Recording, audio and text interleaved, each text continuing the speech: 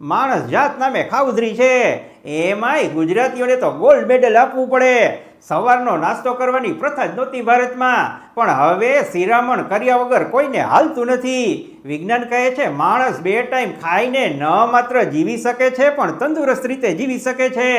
44ની સાલમાં અમેરિકાની એક તૈયાર નાસ્તા વેચતી કંપનીએ ગપગોળો ચલાવ્યો કે બ્રેકફાસ્ટ એ દિવસનું સૌથી મહત્વનું ભોજન છે. એ વખતના મારા જેવા ડાયા માણસો સમજી ગયા કે આ કોઈ મેડિકલ રિસર્ચ નથી, પણ કંપની એનો માલ વેચવા પ્રોપેગેન્ડા ચલાવી રહી છે. આધુનિક વિજ્ઞાન અને ન્યુટ્રિશનિસ્ટ માને છે કે જો તમે સવારનો નાસ્તો ન કરો તો તમારું મેટાબોલિઝમ ધીમું પડી જશે કે શરીર બગડી જશે. એ વાત તદ્દન ખોટી છે.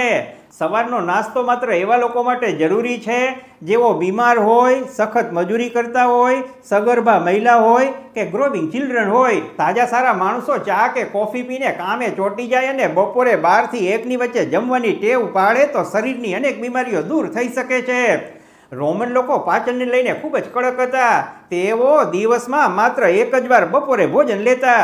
તેઓ માનતા કે દિવસમાં 1 થી વધુ વાર જમવું એ બીમારીને નોતરું આપવા બરાબર છે. ખેર આપણે એકટાણું તો ન કરી શકીએ, કારણ કે ભારત અને રોમની આબોહવામાં ફેર છે. રાતે 8 થી 9ની વચ્ચે વાળું કરવું પડે, નહીતર નીંદર ન આવે. બ્રિટિશરો આપણને સવારના નાસ્તા નામનું હળકતું લાકડું ભરાવતા ગયા છે.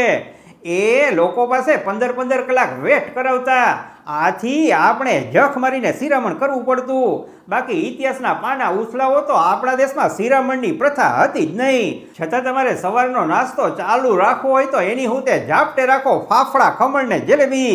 મારા બાપાના કેટલા ટકા? નમસ્કાર.